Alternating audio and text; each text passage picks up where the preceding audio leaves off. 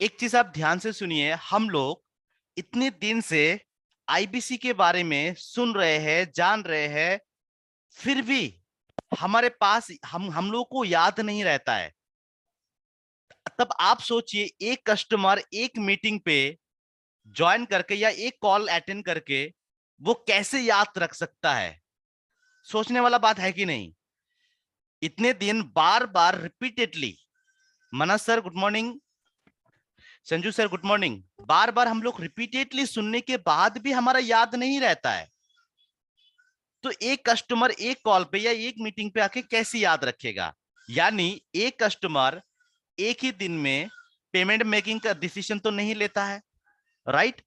वो कुछ दिन जाता है तो तब तक वो भूल जाता है। आपने जो बेनिफिट फीचर बताया वो भूल जाते हैं।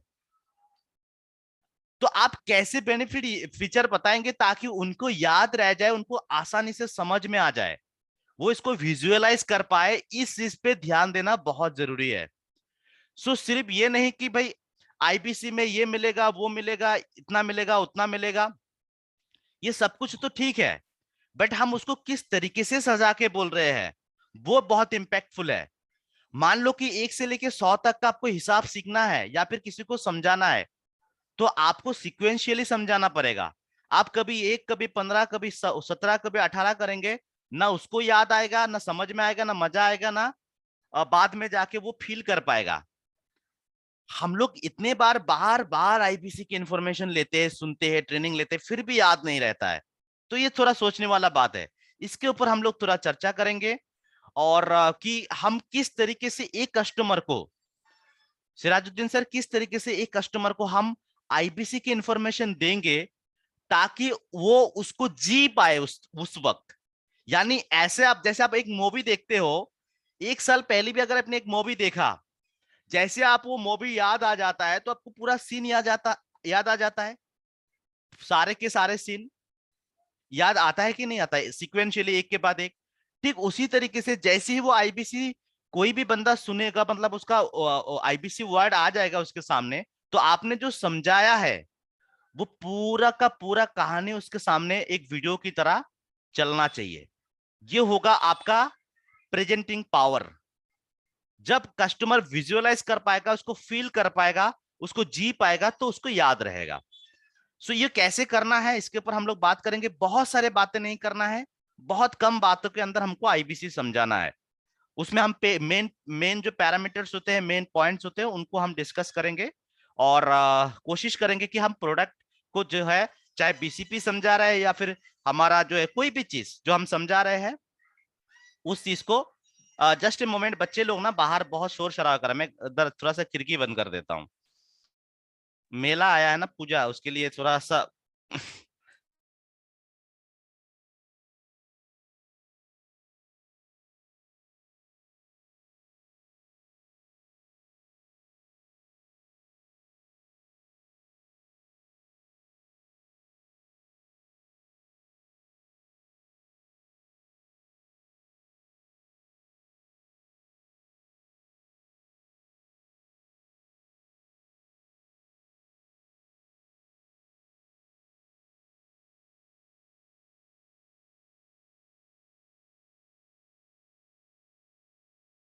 बच्चे लोग बहुत पोंपू बजा रहे हैं। हम लोगों का तो जमाना गया, राइट। सो शुरू करते हैं आज की सेशन। जो हमारा डिलीवर करने वाले हैं, हमारा चैंपियन मिस्टर सौरभ दे हमारे साथ लगातार डेडिकेटेडली काम कर रहे हैं और सीख रहे हैं, सिखा रहे हैं। और हमारा प्रोजेक्ट का नाम है सीखो और सिखाओ।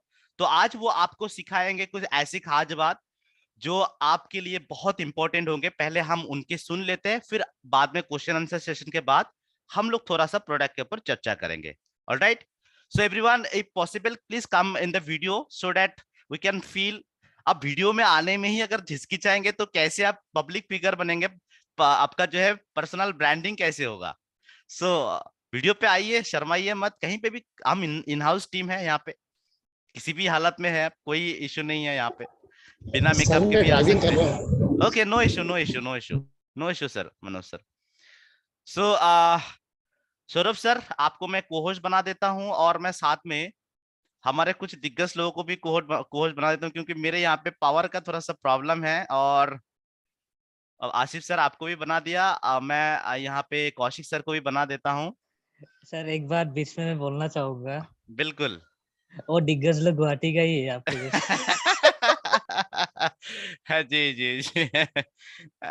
सो आप लोगों को मैं कोच बना के दिया, और मैं पीपीटी भी शेयर करके रखता हूँ कौशिक सर आपके साथ, और आसिफ सर आपके साथ, कि अगर पावर का थोड़ा सा कट हो गया, मैं बैकअप लेने वाला हूँ जल्दी से जल्दी, अगले महीने तक ले लूंगा, जो ताकि जो है पावर जाने के बाद भी ये चलता रहे। So Saurabh sir, the stage is completely yours. I am just sharing your PPT. Just a moment.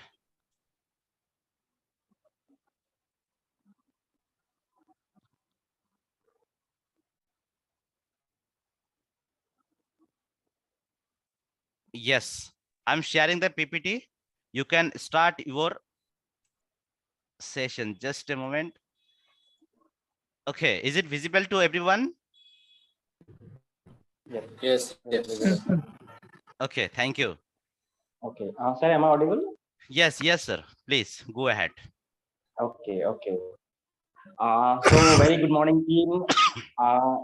आज एक बहुत धमाकेदार एक सेशन होने वाला है। हम एक केस स्टडी देखने वाले हैं विजय सेल्स के ऊपर।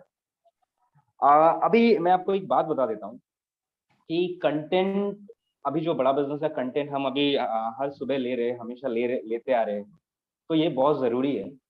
ये इसलिए जरूरी है क्योंकि इसके बिना वैसे भी आप कुछ फीचर तो वैसे भी नहीं देख सकते। अभी हमारे साथ करीब करीब 18 लोग हैं, तो आप सभी को बोल देता हूँ कि सिर्फ और सिर्फ बाय ओनली आप मतलब सिर्फ आईबीसी को बता के, सिर्फ इनकम बता के आप सेल करोगे और बहुत लंबा फ्यूचर बनाओगे, ये संभव नहीं है। मैं सीधी बात बताता हूँ। एक अभी जो हमारा देश का जो बहुत बड़ा गैप जो है वो कहीं ना कहीं बिजनेस के ऊपर ही है, और वही सबसे बड़ा मार्केट है हमारे लिए। और इसके लिए हमें नॉलेज चाहिए। हमारे पास अगर कंटेंट का नॉलेज रहेगा, आप कुछ भी पिच करो, कुछ भी किसी को भी बताओ, अगर सही तरीके से आपने उसको कंसल्ट किया, अगर सही बर्निंग प्रॉब्लम बताया, उसके ऊपर सोल्यूशन दिया, तो वो आराम से आपके साथ ट्रांजेक्शन करेगा, क्योंकि ट्रस्ट तो वैसे भी आ गया। और उसके लिए आपको नॉलेज चाहिए। तो हम लोग आज विजय सेल्स के ऊपर बात करेंगे, जिसे कहा जाता है the number one for electronics.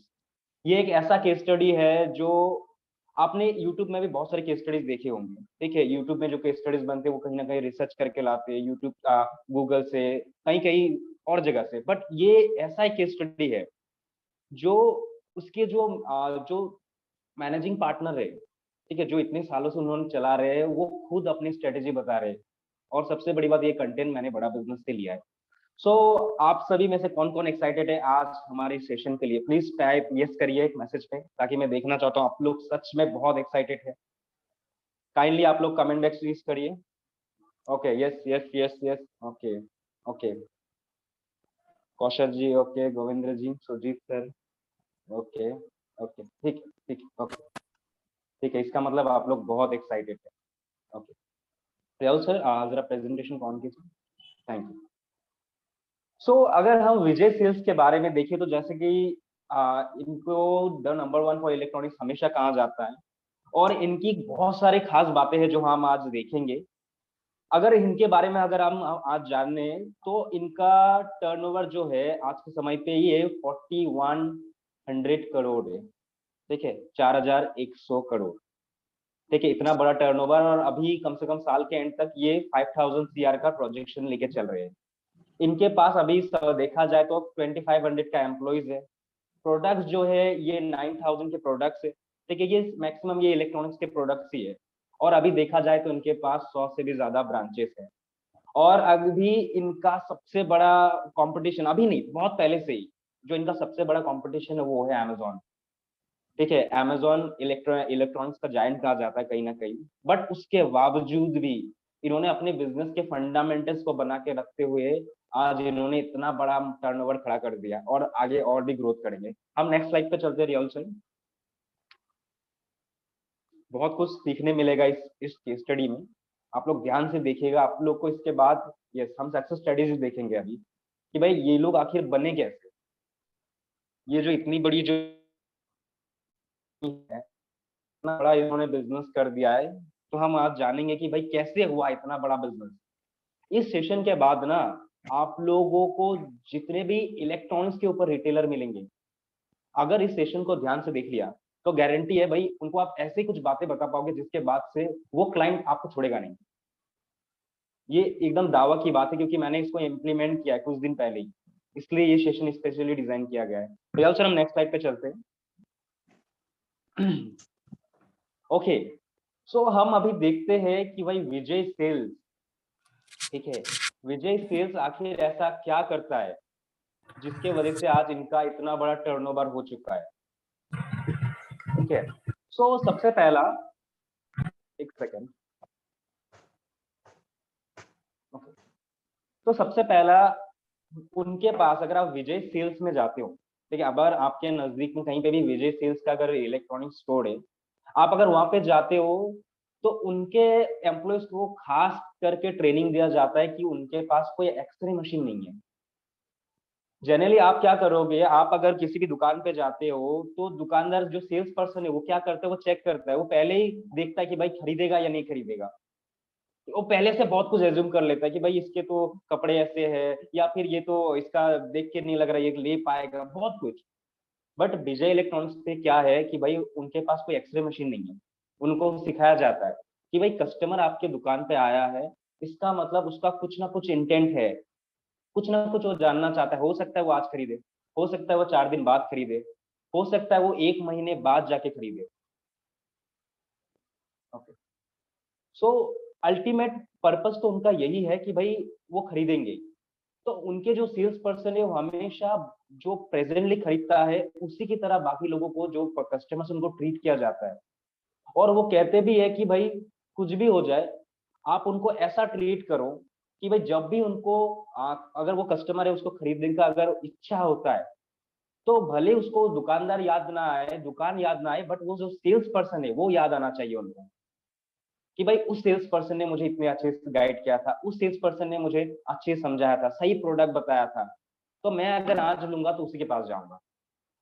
तो ये सबसे बड़ा स्ट्रेटेजी है उनका कि भाई उनके दुकान पे कोई भी सेल्स पर्सन आपको एक्सरे मशीन लेके चेक नहीं करेगा कि भाई इसके पास है, लेगा नहीं लेगा। ठीक है, वो मतलब उस तरह से बिहेव नहीं करता, एटलीस्ट वो रिलेशन बना के एटलीस्ट आपको बता के छोड़ देता है, बट रिलेशन कनेक्ट करता है। आप लोग को समझ में आ रहा है? आप लोग काइंडली जरा मैसेज में मुझे बताइए, आप लोग को समझ में आ रहा है जो मैं बता रहा हूँ? Okay, okay, okay, yes, yes, okay, okay, ठीक है। सो ये तो पहला स्ट्रेटेजी हो गया कि भाई उनके पास कोई एक्सरे मशीन नहीं है, और ये हमें भी करना चाहिए। ठीक है, ये क्वालिटी हमारे ऊपर भी अपनाना चाहिए कि भाई हम कस्टमर को बहुत बार एज्यूम कर लेते हैं। ये रियल सर मुझे कई बार ये आदत के मतलब बारे में बताया, मुझे मेरा भी ये आदत था कि भाई कस्टमर को पहले जज करता था कि भाई ये तो बहुत एजिंग है, ये क्या बनेगा, ये क्या लेगा, ये मेरा भी आदत था। ठीक है, तो जितने भी सक्सेस बिजनेसेस हुए वहां पे कहीं ना कहीं सक्सेस प्रिंसिपल्स होते हैं, उनको अगर हम भी फॉलो करें तो हम भी बिजनेस में अच्छा करेंगे। तो ये तो पहला स्ट्रेटेजी हो गया। सेकेंड नंबर स्ट्रेटेजी, ध्यान से सुनिएगा, सेकेंड नंबर स्ट्रेटेजी है कि भाई अगर आप विजय सेल्स के दुकान पे जाते हो और अगर आप बोलते हो कि भाई ये मोबाइल मुझे अमेजोन या फ्लिपकार्ट में आप 11,000 बता रहे हो, अमेजोन ऑनलाइन पे तो मुझे 12,000 या 11,500 का मिलता है, ज्यादातर दुकान में क्या करेंगे कि बोलेंगे कि भाई ठीक है, आपको अगर वहां से मिलता है ले लो, बाद में जब खराब होगा, कुछ प्रॉब्लम आएगा तो आप देखना तब। हम आपको अच्छा अच्छा सर्विस दे रहे हैं, बट आप अगर वहां से लेना चाहते हो तो जाओ लो, बाद में जब प्रॉब्लम होगा तब आपको फंसेंगे आप। ऐसा ही बोलते हैं ज्यादातर दुकान में। काइंडली मुझे जरा बताइए चैट बॉक्स में, यही बोलते हैं? आप किसी भी दुकान में जाते हो ऑनलाइन पे यस अगर बात यस बोलते हैं कि ऑनलाइन यस पे सर सस्ता सर मिल रहा है, यही होता है ज्यादातर कि भाई आप ठीक है, वो बोलते जाओ वहां से ले लो, जब प्रॉब्लम होगा तब समझ में आएगा। क्योंकि ये मैंने देखा है, हमारे आसपास भी यही चलता है। बट अगर विजय सेल्स में आप जाते हो, आप विजय सेल्स में जाके आप बोलते हो कि भाई 11,000 का प्रोडक्ट आप जो बता रहे हो, आप जो यहाँ पे 11,500 बता रहे हो, वो मुझे ऑनलाइन पे 11,000 का मिल रहा है। विजय सेल्स में जो सेल्स पर्सन है वो आपको बताएंगे कि भाई ठीक है सर, आप वहां से लीजिए, वहां से लेने के बाद अगर कोई प्रॉब्लम होता है आफ्टर सेल सर्विस आप हमारे यहाँ पे ले आएगा, हम करके देंगे। आपको जहां कंफर्ट मिल रहा है आप वहां से लो, बट आफ्टर सेल सर्विस जो है आप हमारे पास लेके आ जाओ, हम कहीं से नहीं पूछेंगे कि भाई आपने कहाँ से लिया, हम आपको करके देंगे। ये गेम चेंजर है, क्योंकि उनका साइकोलॉजी यही है कि भाई कस्टमर एक बार के लिए नहीं खरीदता, वो ये प्रोडक्ट खरीदेंगे बार बार बार बार। इसके चलते क्या होता है, कस्टमर को वो साइकोलॉजी बन जाता है कि भाई 500 रुपए के लिए जबकि इसको बेनिफिट नहीं हो रहा, फिर भी ये मुझे बोल रहा है कि भाई मैं खरीदने के बाद सर्विस दूंगा। तो उस चक्कर में क्या होता है, कई बार कस्टमर्स वही खरीद लेता है कि भाई 500 1000 के लिए चलो आप ही को दे दे। और अगर वो ऑनलाइन से भी खरीदता है तो कहीं ना कहीं उसके अच्छी सर्विस के लिए वो क्या होता है कि वो रेफरल भी देता है, एक अच्छा रिलेशन बन जाता है, क्योंकि उनका साइकोलॉजी यही है कि भाई भले ही सेल ना हो, ये हमारा नेक्स्ट पॉइंट है, भले ही सेल ना हो लेकिन गेस्ट को लूज नहीं करना है। हमारा नेक्स्ट थर्ड पॉइंट कि भाई it is okay to lose a sale but it is not okay to lose a guest. आप कुछ भी करो, उनके साथ रिलेशन बनाओ, खरीदे ना खरीदे फर्क नहीं पड़ता, रिलेशन खत्म नहीं होना चाहिए। ठीक है, कस्टमर एक बार के लिए नहीं, वो बार बार आएगा जरूर, ये सब चीजें एक बार के लिए नहीं होता है। तो ये उनका बहुत अच्छा स्ट्रेटेजी है। एंड उनका जो फोर्थ पॉइंट है जिसके ऊपर उन्होंने आज इतना बड़ा बिजनेस बनाया है, वो है उनका फंडामेंटल। ये फंडामेंटल हर एक छोटा रिटेलर, छोटा बिजनेसमैन के ऊपर भी लागू होता है, हम इसके बारे में बात करेंगे आगे। छोटा बिजनेस में भी ये फंडामेंटल के ऊपर ही, अगर वो फंड, जिस बिजनेस का फंडामेंटल ठीक है ना, वो बिजनेस चाहे कितना बड़ा कंपटीशन आ जाए, कितना बड़ा मार्केट खराब हो जाए, जैसे भी करके आगे बढ़ेगा ही। अभी फंडामेंटल क्या है हम बात करेंगे। ओके, सो यहाँ तक जो हमने अभी तक 4 पॉइंट डिस्कस किया, आप लोग को मजा आ रहा है, कुछ नया नया सीखने को मिल रहा है? थोड़ा मैसेज बॉक्स में अपना फिंगर को टच करिए। बहुत बहुत बहुत knowledgeable, we continue please. Okay okay, thank you Manoj sir, thank you. Okay Kaushik sir, एकदम एकदम ठीक है। सो अभी फंडामेंटल्स को देखते हैं कि भाई विजय सेल्स के पास इसी फंडामेंटल के दम पे उन्होंने इतना बड़ा बिजनेस बनाया आज। उन्होंने हमारे कोर्सेज में बताया है कि भाई इतना बड़ा बिजनेस सिर्फ और सिर्फ फंडामेंटल के ऊपर ही दम पे बनाया उन्होंने। तो हम फंडामेंटल देखते हैं आखिर क्या है। सो पहला फंडामेंटल जो उन्होंने बताया, कस्टमर। ठीक है, वो कस्टमर, चाहे कस्टमर को वो सोचते कि भाई वो कैसे वैल्यू एड करे, कस्टमर को हमेशा वैल्यू एड करना ही चाहिए, तभी वो हमेशा आपके साथ कनेक्ट रहेगा। ठीक है, अभी यहाँ से मैंने कुछ पॉइंट आपको ऐड करे हैं, इस कोर्स को अगर आपको देखना तो बड़ा बिजनेस में जाके देखना, वहाँ पे और ज्यादा मिलेगा। ठीक है, बट फिर भी मैं छोटा छोटा पॉइंट आपको बता देता हूँ कि भाई वो हमेशा कस्टमर्स को ज्यादा प्रायोरिटी देते हैं, डजंट मैटर खरीदे ना खरीदे, वो सब एज्यूम करने का सवाल ही पैदा नहीं होता। वो हमेशा बेस्ट प्रोडक्ट उनको सजेस्ट करते हैं आपके लिए। ऐसा नहीं कि भाई उनमें उसको उनको जितना जिसमें ज्यादा मार्जिन है वो सजेस्ट नहीं करते, जिसको जिसका कैपेसिटी जितना है उसको सही प्रोडक्ट देते हैं।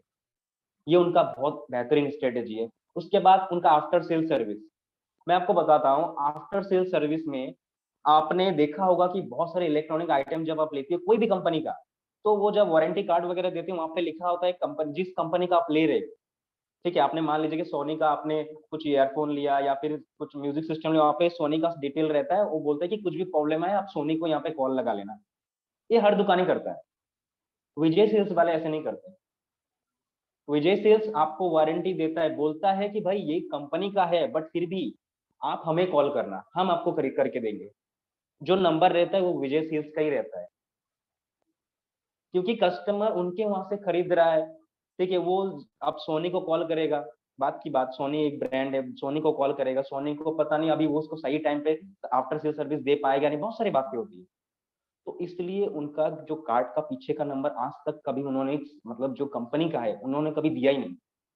हालांकि वो कंपनी से कराते बट फिर भी कस्टमर को ये दिखाते कि भाई नंबर हमारा है, सब कुछ हमारा है, मतलब हम ही करके दे रहे हैं। तो कस्टमर कहीं ना कहीं उनके साथ मतलब लॉयल बनते जाता है। ठीक है, और धीरे धीरे बोलते हैं ना कि भाई लॉयल एडवोकेट भी बन जाता है। तो इस तरह का उनका कस्टमर बेस है आज के समय पे। ठीक है, तो ये तो पहला हो गया। उसके बाद हम सेकंड पे देखते हैं कि भाई सेकंड जो हमारा फंडामेंटल है, उन्होंने इतना बड़ा बिजनेस बनाया है तो बहुत सारे फैक्टर तो रहेंगे वहां पे। सेकंड जो फैक्टर है वो है वेंडर एंड सप्लायर। तो वेंडर एंड सप्लायर के साथ भी यही उन्होंने शेयर किया है कि भाई कोई भी, चाहे वेंडर हो कस्टमर, अगर आपको आपके साथ अगर उसको वैल्यू नहीं मिल रहा तो वो आपके साथ रिलेशन नहीं बनाएगा, सिंपल सी बात है। चाहे वेंडर हो, सप्लायर हो, कस्टमर हो, कोई भी हो, उन्होंने सिंपल वो क्या करते हैं, वो हमेशा वेंडर जो है उनके साथ भी विन विन सिचुएशन रखते हैं। ऐसा नहीं कि भाई वेंडर का लॉस हो जाए हमारा प्रॉफिट हो जाए, ऐसा नहीं। वो क्या करते हैं, वो बोलते हैं कि आप हमें अच्छा प्राइस दो।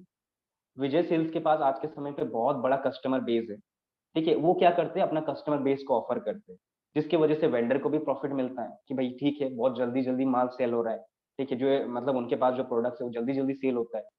तो आप आज के समय पे आपके पास भी कोई कस्टमर आता है इलेक्ट्रॉनिक्स से भी, तो आप क्या कर सकते हो, आप इन पॉइंट्स के ऊपर बात करना और बताना कि पूछना कि भाई वेंडर जो है उसके साथ आपका रिलेशन कैसा है, विन विन सिचुएशन रखते हो कि नहीं आप, कि भाई ऐसा नहीं कि सिर्फ सिर्फ आपका बन जाए उनका नहीं हो, ऐसा नहीं होना चाहिए। दोनों के साथ मिला के चलना है, तभी जाके आप एक लंबा गेम देख सकते हो, ठीक है। ये तो हमारा सेकंड पॉइंट। हम नेक्स्ट स्लाइड पे चलते हैं। आप लोग ध्यान से सुनना, ये सब बहुत इंपॉर्टेंट स्लाइड्स है। आप अगर अपने क्लाइंट्स को ये सब बात बोलोगे, वो गारंटी है वो आपके साथ चिपक जाएगा, ठीक है। और ट्रांजेक्शन वो तो ऑटोमेटिकली होगा, बट चिपक तो जाएगा।